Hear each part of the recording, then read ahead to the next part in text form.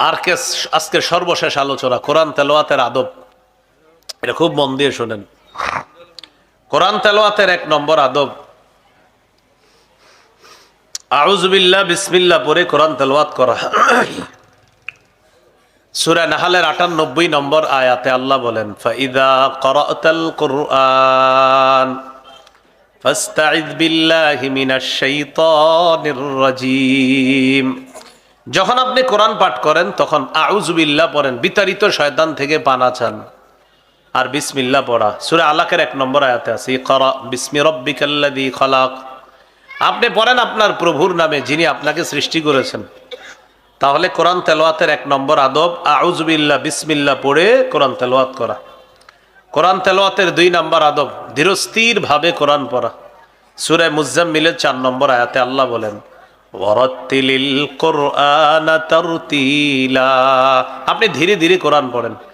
তারাবি খতম তারাবি হোক, সূরা তারাবি হোক, ধীরে ধীরে কোরআন পড়া, একদম আস্তে ধীরে কোরআন পড়তে হবে যেন মুসল্লিরা মোটামুটি বুঝে। বুলেটের গতিতে কোরআন পড়া যাবে না। হ্যাঁ, ধীরে ধীরে কোরআন পড়া। ২০ রাকাত তারাবি পড়বেন, সাহাবায়ে কেরামের ঐক্যমত এটার উপর। রাতের প্রথম অংশে ২০ রাকাত তারাবি পড়বেন, সাহারির সময় উঠে ৮ রাকাত তাহাজ্জুদ পড়বেন। এটা রাসূল সাল্লাল্লাহু আলাইহি সাল্লামের ১২ মাসের আমল। আপনি প্রতিদিন ৮ রাকাত তাহাজ্জুদ পড়তে পারেন, রমজানেও চাইলে আপনি পড়তে পারেন। বাকি তারাবিতে তাহাজ্জুদে যে তেলাওয়াত করবেন সেটা ধীরে ধীরে তেলাওয়াত করা। আল্লাহ তৌফিক দান করেন। ৩ নাম্বার আদব, কোরআন তেলাওয়াত করতে করতে কিছু আয়াতের মধ্যে আযাব সম্পর্কিত আয়াত আসবে। এই আয়াত ২-৩ বার দোহরায়া পড়া, এটাও কোরআনের আদব। ইবনে মাজাহ ১৩৫০ নম্বর হাদিস। এই হাদিসের বর্ণনাকারী আবু যর গিফারি রাদিয়াল্লাহু তাআলা আনহু তিনি বলেন, আমি রাসূলুল্লাহ সাল্লাল্লাহু আলাইহি ওয়াসাল্লামকে দেখলাম রাতের বেলা তাহাজ্জুদ নামাজে দাঁড়িয়েছে। তাহাজ্জুদ নামাজে ১ আয়াত তেলাওয়াত করতে করতে সারা রাত শেষ করে দিছে। কয় আয়াত? ১ আয়াত। এই আয়াতটি হলো সূরা মাইদার ১১৮ নম্বর আয়াত। কোন সূরা? সূরা মাইদার ১১৮ নম্বর আয়াত। আপনাদের মাথায় আসছে এই আয়াতে এমন কি আছে যে নবীজি এত তেলাওয়াত করলেন? আল্লাহ তাআলা বলেন, ইন তুআযিবহুম ফাইন্নাহুম ইবাদুক। আল্লাহ যদি আপনি তাদেরকে শাস্তি দেন তারা আপনার বান্দা, ওয়া ইন তাগফির লাহুম ফাইন্নাকা আনতাল আজিজুল হাকীম। আর যদি তাদেরকে আপনি মাফ করে দেন আপনি মহাপরাক্রমশালী মহাপ্রজ্ঞাময়। ঈসা নবী আল্লাহকে বলবে, আল্লাহ আমার উম্মতকে যদি আপনি শাস্তি দেন তারা আপনার বান্দা, তাদেরকে যদি আপনি মাফ করে দেন আপনি তো মহাপরাক্রমশালী মহাপ্রজ্ঞাময়। এই আয়াতের কথা স্মরণ করে নবীজি আমাদের টেনশনে পড়ে গেলেন, আমার তো বিশাল উম্মত, তাদের কি অবস্থা হবে। তাই আয়াতের বিষয়বস্তুর প্রতি লক্ষ্য রেখে আল্লাহ রাসূল সারা রাত এই আয়াত বারবার পড়তে পড়তে তাহাজ্জুদ নামাজে এই ১ আয়াত পড়তে পড়তে সকাল করে দেয়। ১ আয়াত, ইন তুআযিবহুম, যদি আপনি তাদেরকে শাস্তি দেন, ফাইন্নাহুম ইবাদুক, তারা তো আপনার বান্দা, ওয়া ইন তাগফির লাহুম, যদি আপনি তাদেরকে ক্ষমা করে দেন, ফাইন্নাকা আনতাল আজিজুল হাকীম, আপনি মহাপরাক্রমশালী মহাপ্রজ্ঞাময় আল্লাহ। তাহলে ১ নাম্বার আউযু বিল্লাহ বিসমিল্লাহ পড়া, ২ নাম্বার ধীরে ধীরে কোরআন পড়া, ৩ নাম্বার কিছু আযাব সম্পর্কিত আয়াত আছে, এখানে এসে আপনি দোহরায়া পড়তে পারবেন। একবার পড়ার পর আবার পড়া। এটা কিভাবে সম্ভব হবে? সম্ভব হবে কোরআনের কিছু কিছু জায়গার অনুবাদ শিখে নেবেন, তাহলে ওই অংশগুলো আপনারা যখন পড়বেন মজা পাবেন। ওই আয়াতটা আপনি বারবার দোহরায়া পড়ার মধ্যে তখন মজা পাবেন। আল্লাহ তৌফিক দান করেন। ৪ নাম্বার সুললিত কণ্ঠে কোরআন পড়া। সুললিত কণ্ঠে সুন্দরভাবে কোরআন পড়া। নাসাইর হাদিস ১০১৫ নম্বর হাদিস। ক্বালা রাসূলুল্লাহ সাল্লাল্লাহু আলাইহি ওয়াসাল্লাম, যায়্যিনুল কুরআনা বিআসওয়াতিকুম। নবীজি বলেন, তোমরা তোমাদের আওয়াজের মাধ্যমে কোরআনকে সুন্দর করার, মানে সুললিত কণ্ঠে তোমরা কোরআন পড়ো। সুললিত কণ্ঠে কোরআন পড়ো, এ হলো ৪ নাম্বার। ৫ নাম্বার স্পন্দন সৃষ্টি করে কোরআন পড়া। স্পন্দন কাকে বলে? আরবের ইমাম সাহেবদের তেলাওয়াত যখন শুনবেন তখন আপনি বলবেন, হুজুর এই জায়গাটা যে কি ভালো লাগে, এই যে ভালো লাগে যে জায়গাটা, ওইটা একটু সুন্দর করে পড়ে। এটা আলাদা আপনার সৌন্দর্যতা সৃষ্টি করে আয়াতের মধ্যে। এটার কারণে আপনার স্পন্দন সৃষ্টি হয়, আমাদের ভালো লাগে। আমাদের বাংলাদেশের অনেক ছাত্র আছে মাশাআল্লাহ, হাফেজ সালে আহমদ তাকরিম, তেলাওয়াত আসলেই মাশাআল্লাহ সুন্দর, অনেক সুন্দর এই ছেলেটা। আরো আছে ওই আপনার নাজমুস সাকিব, হাফেজ নাজমুস সাকিব, এরপরে মাওলা হাফেজ তরিকুল ইসলাম, হাফেজ জাকারিয়া, আরো অনেক ছেলেরা মাশাআল্লাহ অনেক ভালো করতেছে। এই যে তাদের তেলাওয়াত গুলা দেখবেন, এই সব তেলাওয়াতে স্পন্দন সৃষ্টি হয়। তো এইভাবে স্পন্দন সৃষ্টি করে কোরআন তেলাওয়াত করা। সহিহ বুখারীর 5047 নম্বর হাদিসের বর্ণনা। এই হাদিসের বর্ণনাকারী আব্দুল্লাহ ইবনে মুগাফফাল রাদিয়াল্লাহু তাআলা তিনি বলেন, রাআইতু রাসূলুল্লাহি সাল্লাল্লাহু আলাইহি ওয়াসাল্লাম ইয়াকরাউ ওয়া হুয়া আলা নাকাতিহি আও জামালিহি ওয়া হিয়া তাসিরু বিহি। রাআইতুহু ইয়াকরাউ সূরাতাল ফাতহি ওয়া হুয়া ইউরাজ্জিউ। নবীজিকে দেখলাম, নবী ওটের উপর বসা, ওট নবীকে নিয়ে চলতেছে, নবীকে নিয়ে ওট চলতেছে। ওই মুহূর্তে দেখলাম আল্লাহর নবী 26 নম্বর পারার 10 নম্বর পৃষ্ঠায় একটা সূরা আছে সূরাতুল ফাতহি, এই সূরাটা আল্লাহর নবী তেলাওয়াত করতেছেন। সাহাবী আব্দুল্লাহ ইবনে মুগাফফাল রাদিয়াল্লাহু তাআলা আনহু বলেন, ওট চলতেছে আর আল্লাহর নবী কোরআন তেলাওয়াত করতেছে, ওয়া হুয়া ইউরাজ্জিউ, স্পন্দন সৃষ্টি করে অসাধারণ সুললিত কণ্ঠে আল্লাহর নবী কোরআন তেলাওয়াত করতেছিলেন। এই যুগে হাফেজ সাহেবদের তেলাওয়াত শুনলে আমাদের মনে হয় যদি আরো তেলাওয়াত করতো আমাদের ভালো লাগতো। তাহলে একটু চিন্তা করেন, যার উপর আল্লাহ কোরআন নাজিল করেছেন তিনি কোরআন সুন্দর করে বললে কি অসাধারণ কোরআন তার ছিল, কত সুন্দর ছিল যার উপর আল্লাহ কোরআন নাজিল করেছেন। রাসূলুল্লাহ সাল্লাল্লাহু আলাইহি সাল্লামের সাহাবী আব্দুল্লাহ ইবনে মাসউদ রাদিয়াল্লাহু তাআলা একদিন এক জায়গায় দাঁড়ায় দাঁড়ায় নামাজ পড়তেছে, আবু বকর ওমর তেলাওয়াত শুনতেছে, রাসূলুল্লাহ সাল্লাল্লাহু আলাইহি সাল্লাম তার তেলাওয়াত শুনতেছে, তিনি নামাজে তেলাওয়াত করতেছে, নবীজি আবু বকর ওমর তারা তেলাওয়াত শুনতেছে। নবীজি বললেন, কেউ যদি চায় কোরআন ওইভাবে পড়তে যেইভাবে আল্লাহ নাজিল করেছে তাহলে সে যেন আব্দুল্লাহ ইবনে মাসউদের মতো কোরআন পড়ে। কেন? আল্লাহ কোরআনটা ঠিক এইভাবেই নাজিল করছে, আমার আব্দুল্লাহ যেইভাবে কোরআন পড়তেছে। তাহলে কোরআন পড়া, সুললিত কণ্ঠে সুন্দরভাবে কোরআন পড়ার চেষ্টা করা, আল্লাহ তৌফিক দান করেন। এই হলো 5 নাম্বার, স্পন্দন সৃষ্টি করে কোরআন পড়া। 6 নাম্বার, এটা আমার সাথে বলতে হবে, বলেন, ক্ষেত্র বিশেষ গোপনে কোরআন তেলাওয়াত করা। আপনি রমজান মাসে রাত 2টা 2:30টার দিকে উঠে গেছেন, এখন একটু কোরআন তেলাওয়াত করতে মন চায়, আশেপাশে তো মানুষ ঘুমাইতেছে, এই মুহূর্তে আপনি কোরআন তেলাওয়াতের মাধ্যমে তাদের ঘুম ডিস্টার্ব করা যাবে না, তখন গোপনে কোরআন তেলাওয়াত করেন। তিরমিজির বর্ণনা 1335 নম্বর হাদিস, ক্বালা রাসূলুল্লাহ সাল্লাল্লাহু আলাইহি ওয়াসাল্লাম, আল জাহিরু বিল কুরআন কাল জাহিরি বিস সাদাকা ওয়াল মুসিররু বিল কুরআন কাল মুসিররি বিস সাদাকা। নবীজি বলেন, প্রকাশ্যে কোরআন তেলাওয়াতকারী প্রকাশ্যে সদকাকারীর মতো, আর গোপনে কোরআন তেলাওয়াতকারী গোপনে সদকাকারীর মতো হয়ে যায়। তাহলে 2টা 3টায় উঠছেন, আশেপাশে মানুষ ঘুমায়, ওই মুহূর্তে ক্ষেত্র বিশেষ কোরআন আস্তে তেলাওয়াত করা। এ হলো 6 নাম্বার আদব। 7 নাম্বার, মসজিদে গেছেন, যাওয়ার পর বসে আছেন, সাধারণত রমজান মাসে অনেকে একটু আগে আগে মসজিদে চলে যায়, জোহরের আগে আসরের আগে গিয়ে বসে থাকে, কোরআন পড়ে, কেউ তাসবিহ পড়ে, সুবহানাল্লাহ পড়ে, আলহামদুলিল্লাহ পড়ে, এরকম। আপনি প্রথমে গেছেন, যাওয়ার পর দেখেন কেউ নাই, তখন কোরআন নিলেন, নেওয়ার পর জোরে জোরে পড়তেছেন, একটু পরে 10-12 জন মুসল্লি আস্তে আস্তে জমা হয়ে যেতেছে। তো জমা হওয়ার পর কেউ নামাজে দাঁড়ায় গেছে, কেউ বসে বসে জিকির করতেছে, তখন কি করবেন? তখন আস্তে আওয়াজের গতিটা কমায়া দিবেন। তাহলে 7 নাম্বার, বলেন, পরিস্থিতি বুঝে তেলাওয়াতের আওয়াজ কমানো বাড়ানো। তাহলে পরিস্থিতি বুঝে তেলাওয়াতের আওয়াজ কমানো বাড়ানো। মুসনাদে আহমদের হাদিস, ক্বালা রাসূলুল্লাহ সাল্লাল্লাহু আলাইহি ওয়াসাল্লাম, আলা কুল্লুকুম মুনাজিন রাব্বাহু, যখন তোমরা মসজিদে থাকো তখন সবাই তার রবের সাথে গোপন ইবাদতের মধ্যে সে লিপ্ত থাকে। সুবহানাল্লাহ। যখন সবাই তোমরা মসজিদের মধ্যে থাকো তখন তোমরা বিভিন্ন ইবাদতের মাধ্যমে রবের সাথে গোপন ইবাদতের মধ্যে তোমরা লিপ্ত থাকো। কেউ জিকিরের মাধ্যমে, কেউ বা নফল নামাজের মাধ্যমে, কেউ সুন্নত নামাজের মাধ্যমে, আবার কেউ তোমরা কোরআন তেলাওয়াত করতে থাকো। নবীজি বলেন সাবধান, ফালা ইউজিয়ান্না বা'দুকুম বা'দা, তোমাদের কেউ যেন কাউকে কষ্ট না দেয়। ওয়ালা ইয়ারফা'আন্না বা'দুকুম আলা বা'দিন ফিল কিরাআহ, একজন আরেকজনের ডিস্টার্ব করবা না উঁচু আওয়াজে কোরআন তেলাওয়াত করে, উঁচু আওয়াজে কোরআন তেলাওয়াত করে আরেকজনের ডিস্টার্ব করবা না। কারণ মসজিদে কেউ নামাজ পড়তেছে, আপনি উঁচু আওয়াজে তেলাওয়াত করবেন না। কেউ জিকির করতেছে, আপনি উঁচু আওয়াজে তেলাওয়াত করবেন না। তাহলে 6 নাম্বারটা হলো পরিস্থিতি বুঝে গোপনে তেলাওয়াত করা, আর না 6 নাম্বারটা হলো ক্ষেত্র বিশেষ গোপনে তেলাওয়াত করা, আর 7 নাম্বারটা পরিস্থিতি বুঝে তেলাওয়াতের মাত্রা আওয়াজ কমানো বাড়ানো। কোরআন তেলাওয়াতের 8 নাম্বার আদব, আপনারে দেখলে যেন আমরা বুঝতে পারি আপনি আল্লাহরে ভয় পান। কোরআন তেলাওয়াতের সময় আপনার চেহারাটা দেখলে যেন আমরা বুঝতে পারি যে আপনি আল্লাহকে ভয় পান। এটা কোরআন তেলাওয়াতের 8 নাম্বার আদব।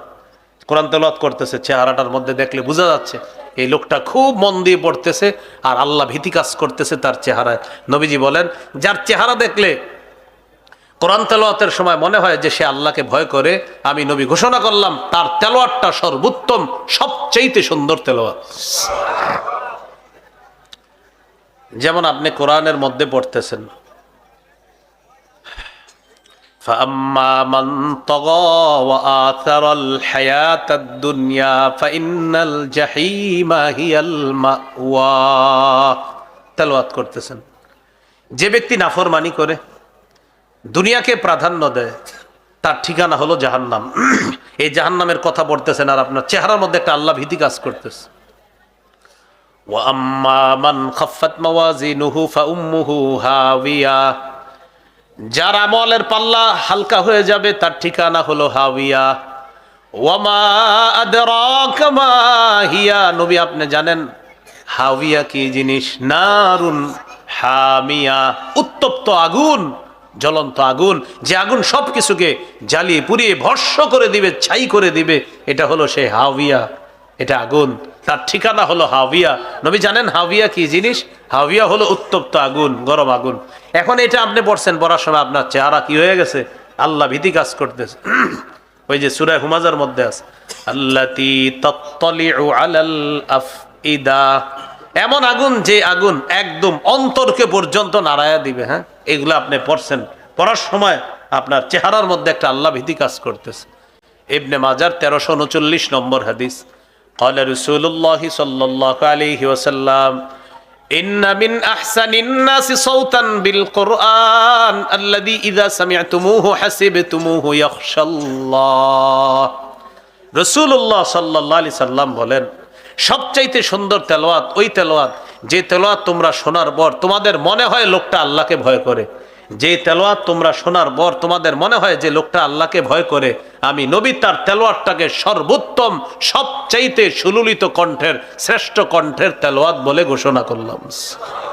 যে এই ব্যক্তি তেলাওয়াত করলে বোঝা যায় আল্লাহকে ভয় করে।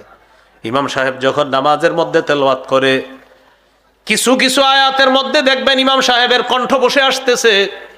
আর যদি ইমাম সাহেব যিনি হয় তিনি যদি শুধু হাফেজ না হয়ে মাওলানা মুফতি মুহাদ্দিস হয়, তাহলে তিনি কোরআন বুঝে বুঝে পড়বে। আবার আপনাদের হাফেজ সাহেব যিনি নামাজ পড়াবে, অথবা ইমাম সাহেব যিনি সূরা তারাবি পড়াবে, অথবা হাফেজ সাহেব যিনি খতম তারাবি পড়ায়, তিনি যদি হাফেজের পাশাপাশি মাওলানা মুফতি হয়, তাহলে দেখবেন কিছু কিছু আয়াতের মধ্যে এসে তার কণ্ঠটা যেন বসে বসে যাচ্ছে। এর মানে কণ্ঠ কেমন জানি ধরে আসতেছে, ভয় পাইতেছে। যেমন সূরা আর রহমানের এক জায়গায় পড়তেছে ইউরাফুল মুজরিমুনা বিসীমাহুম, অপরাধীদেরকে ধরা হবে তাদের আলামত দেখে। এটা পড়ার সময় ইমাম সাহেবের কণ্ঠ ধরে আসতেছে। সূরা ইয়াসিনের মধ্যে বললেন আল-ইয়াউমা নাখতিমু আলা আফওয়াহিহিম, আজ আমি তাদের মুখের মধ্যে মোহর মেরে দিব। ওয়া তুকাল্লিমুনা আইদিহিম, তাদের হাত কথা বলবে। ওয়া তাশহাদু আরজুলুহুম বিমা কানু ইয়াকসিবুন, তাদের কৃতকর্মের ব্যাপারে সাক্ষী দিবে তাদের পা। পড়তেছে, ওনার গলা ধরে আসতেছে, ওই যে বুঝতেছে, অনুবাদগুলা বুঝতেছে, গলা ধরে আসতেছে। ইয়াসিন সূরার মধ্যে পড়তেছে ওয়ামতাজুল ইয়াউমা আইয়ুহাল মুজরিমুন, কিয়ামতের ময়দানে আল্লাহ বলবেন ও অপরাধীরা তোরা আগে থেকে আলাদা হয়ে যা, যা সর সব। তো এইগুলা পড়ার সময় কণ্ঠ ধরে আসে, এর মানে বোঝা যাইতেছে তিনি আল্লাহকে ভয় করে। তো নবীজি বলেন যার তেলাওয়াত শুনলে তোমাদের মনে হবে তিনি আল্লাহকে ভয় করে, তাহলে তার তেলাওয়াতটাকে আমি নবী সবচাইতে সুন্দর তেলাওয়াত বলে ঘোষণা করলাম। বুঝে আসছেনি কথাটা? তাহলে 8 নাম্বার, তেলাওয়াত করার সময় যেন মনে হয় আপনার ভিতরে আল্লাহ ভীতি কাজ করতেছে। 9 নাম্বার, তেলাওয়াত করতে করতে কিছু আযাবের কথা আসবে, তখন আপনি ওই পৃষ্ঠাটা পড়া শেষ করার পর আযাবের কথাটা বারবার পড়েন, আয়াতটা বারবার পড়েন, কোরআনটা বন্ধ করেন, কিছুক্ষণ আল্লাহর কাছে দোয়া করেন, আল্লাহুম্মা ইন্নী আউযু বিকা মিন আযাবিল কবরি ওয়া আউযু বিকা মিন জাহান্নাম, অথবা আউযু বিকা মিনান নার ওয়া আউযু বিকা মিন ফিতনাতিল মাহইয়া ওয়া ফিতনাতিল মামাত। এরকম আপনি দোয়া করেন, মানে আযাবের কথা আসলে আপনি আযাব থেকে পানা চাইবেন। হাদিসের মধ্যে আসছে কানান নবী সাল্লাল্লাহু আলাইহি ওয়াসাল্লাম ইযা মাররা বিআয়াতিন ফিহা আযাবুন তাআওয়াযা, নবীজি যখন কোন আয়াত তেলাওয়াত করতেন ওই আয়াতের মধ্যে যদি আযাবের কথা থাকতো তাআওয়াযা, সাথে সাথে আল্লাহর কাছে আশ্রয় চাইতেন, আল্লাহ আমি পানা চাই, এই আযাব থেকে আমি আপনার কাছে পানা চাই। আর যদি আয়াতের মধ্যে তানজিহুন লিল্লাহ, আল্লাহর পুত পবিত্রতার কথা থাকতো, তখন নবীজি তাসবিহ পাঠ করতেন সুবহানাল্লাহ সুবহানাল্লাহ সুবহানাল্লাহ, মানে আল্লাহর পবিত্রতার কথা আছে, তখন নবী কিছুক্ষণ আল্লাহর পবিত্রতা বর্ণনা করতেন। যেমন কোরআন পড়তে পড়তে আপনি বললেন ইয়া আইয়ুহাল্লাযীনা আমানু যকুরুল্লাহা যিকরান কাসীরা ওয়াসাব্বিহুহু বুকরাতাও ওয়া আসীলা, হে ঈমানদারগণ তোমরা বেশি বেশি আল্লাহর জিকির করো আর সকাল সন্ধ্যায় তোমরা তাসবিহ পাঠ করো। তখন আপনি কি করলেন? কিছুক্ষণ তাসবিহ পড়ে নিলেন সুবহানাল্লাহ সুবহানাল্লাহ। এটা আবার নামাজে কিন্তু করেন না, হ্যাঁ এই তাসবিহ আবার নামাজে পড়া শুরু করে দিয়েন না, মানে এটা নামাজের বাহিরের তেলাওয়াত যখন করবেন আর। তাহলে এলো কোরআন তেলাওয়াতের কয় নাম্বার? 9 নাম্বার আদব। হ্যাঁ, আযাব আসলে আল্লাহর কাছে আযাব থেকে বানা চাইবেন, আর যদি এটার মধ্যে আল্লাহর পবিত্রতার কথা থাকে কিছুক্ষণ পবিত্রতা বর্ণনা করবেন। 10 নাম্বার, 1 আলিফ জেনে টান আছে 1 আলিফ টানবেন, 3 আলিফ টান টানবেন, 4 আলিফ টান টেনে পড়বেন। সহিহ বুখারীর বর্ণনা 5046 নম্বর হাদিস। সুইলা আনাস ইবনে মালিক রাদিয়াল্লাহু তাআলা আন কাইফা কানাত কিরাআতুন নবী সাল্লাল্লাহু আলাইহি ওয়াসাল্লাম, আনাস রাদিয়াল্লাহু তাআলা আনহুকে জিজ্ঞাসা করা হলো নবীর কেরাত কেমন ছিল? জবাব দিলেন কানাত মাদ্দান, নবী টেনে টেনে পড়তেন। কিভাবে পড়তেন? টেনে টেনে। এরপরে তিনি প্র্যাকটিক্যাল দেখাই দিয়েছে কিভাবে পড়তেন, চলেন আমরাও পড়ি। তখন তিনি হযরত আনাস পড়লেন বিসমিল্লাহির রহমানির রহিম, পড়ি সবাই। হ্যাঁ, লফজে আল্লাহ 1 আলিফ টান, আর রহমান 1 আলিফ টান, আর রহিম 1 আলিফ টান। তাহলে আবার বিসমিল্লাহির রহমানির রহিম। থামেন। তো এবার তিনি বলতেছেন ইয়ামুদ্দু বিসমিল্লাহ, তিনি বিসমিল্লাহ 1 আলিফ টেনে বললেন, ওয়ায়ামুদ্দু বির রহমান, রহমান 1 আলিফ টেনে বললেন, ওয়ায়ামুদ্দু বির রহিম, রহিম 1 আলিফ টেনে বললেন। তিনি এইভাবে পড়ে শিখাইয়া দিয়েছেন, নবী এইভাবে টেনে টেনে কোরআন পড়তেন। সুবহানাল্লাহ। ইয়ামুদ্দু বিসমিল্লাহ, বিসমিল্লাহতে নবী 1 আলিফ টান দিতেন। ওয়ায়ামুদ্দু বির রহমান, রহমানে নবী 1 আলিফ টান দিতেন। ওয়ায়ামুদ্দু বির রহিম, রহিমে রাসূল সাল্লাল্লাহু আলাইহি সাল্লাম 1 আলিফ টান দিতেন। প্র্যাকটিক্যাল সাহাবী দেখায় দিছে। সুবহানাল্লাহ। কত গেল? 10। 11 নম্বর আদব কোরআন তেলাওয়াতের, যতক্ষণ আগ্রহ থাকবে ততক্ষণ তেলাওয়াত করবেন। আগ্রহ যদি দেখেন অন্য মনস্ক, মানে তেলাওয়াত করতে করতে করতে করতে হঠাৎ অন্য মনস্কে কেমন জানে আপনার ক্ষেতের কথা অমুকের কথা চিন্তা এসে গেছে, তখন কিছুক্ষণ বন্ধ করে নেন, বন্ধ করে জিকির করেন, বা একটু শুয়ে থাকেন, উইঠা বা আবার রুজু করে কোরআন তেলাওয়াত শুরু করেন। বুখারীর 5060 নম্বর হাদিস, ক্বালা রাসূলুল্লাহ সাল্লাল্লাহু আলাইহি ওয়াসাল্লাম ইকরাউল কুরআনা মা তালাফাত কুলুবুকুম, তোমরা ততক্ষণ কোরআন পড়ো যতক্ষণ তোমাদের আগ্রহ থাকে, ততক্ষণ কোরআন পড়ো যতক্ষণ তোমাদের অন্তরে আগ্রহ থাকে। ওয়া ইযা ইখতালাফতুম, যখন তোমরা অন্য মনস্ক হয়ে যাও, ফাকুমু আনহু, তখন একটু কোরআন পড়া থেকে বিরতি নাও। যখন তোমাদের যতক্ষণ তোমাদের অন্তর কাজ করবে ততক্ষণ কোরআন পড়বা, আর যখন তোমাদের অন্য মনস্ক হয়ে যাবে অন্তরটা, তখন তোমরা একটু কোরআন পড়া থেকে বিরতি নাও। বুঝে আসছেনি কথাটা? পড়তে পড়তে পড়তে পড়তে আপনার হঠাৎ একটু অন্য মনস্ক মনে হচ্ছে, একটু বিরতি নেন, একটু হাঁটাহাঁটি করেন, একটু অজু করেন, বাস আবার তেলাওয়াত শুরু করেন। তাহলে 11 নাম্বার, যতক্ষণ আগ্রহ ভালো কাজ করবে ততক্ষণ পড়া, অন্য মনস্ক হলে একটু বিরতি নেওয়া। 12 নাম্বার, বলেন গানের সুরে কোরআন পড়া যাবে না। এটা 12 নাম্বার আদব, গানের সুরে কোরআন না পড়া। قال رسول الله صلى الله عليه وسلم اخاف عليكم ستا, নবীজি বলেন তোমাদের ব্যাপারে আমি 6টা জিনিস ভয় করি। কয় জিনিস? 1 নাম্বার ইমারাতাস সুফাহা, তোমাদের নেতা হবে মূর্খরা। 1 নাম্বার ভয় করি তোমাদের নেতৃত্বে মূর্খরা আসবে, এটা হলো 1 নাম্বার ভয়।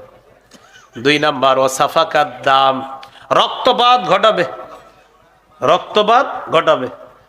চেয়ার পাকাপুক্ত করার জন্য প্রয়োজনে লাখ লাখ মানুষ মেরে ফেলবে, এরপরও আমার চেয়ার থাকতে হবে, এরকম রক্তপাত ঘটাবে। এ হলো 2 নাম্বার। 3 নাম্বার ওয়াবাই আল হুকমি, হুকুম বিক্রি করবে। হুকুম বিক্রি করা মানে মুফতি সাহেব ফতুয়া দিছে তালাক হয়ে গেছে। কি ফতুয়া দিছে? তালাক হয়ে গেছে। এখন হে কারে জানি পাইছে, পাওয়ার পরে কয় ভাই একটা তো উল্টা পাল্টা ঘটনা ঘটে গেছে, এরকম এরকম এই মানিকগঞ্জের আলেমদের কাছে গেছিলাম, তারা বলছে তালাক হয়ে গেছে। তো এখন কি করা? কোন সুরত টুরত আছে কিনা? কি বলে 5,000 টাকা কিছু নিয়ে যান বাড়িতে, আপনি একটু খায়েন। কয় একটা সুরত বের হওয়া যাইতে পারে। ভাই আল হুক, হারামকে হালাল বানানোর পায় তারা হয়ে গেল। একটু আগে ছিল হারাম, উনিও মানছে হারাম। যে আপনার বলছে যে আসলে স্ত্রী তো অনেক সুন্দর, কি করা? তো বলতেছে একটা সুরত দেখে আসে। আপনি রাগ হয়ে তালাক দিছিলেন, এখন প্রশ্ন করে, আচ্ছা রাগ সারা তালাক কে দেয় বলেন? কেউ কি আপনার হাইসা তালাক দেয় না রাগ হয়েই দেয়?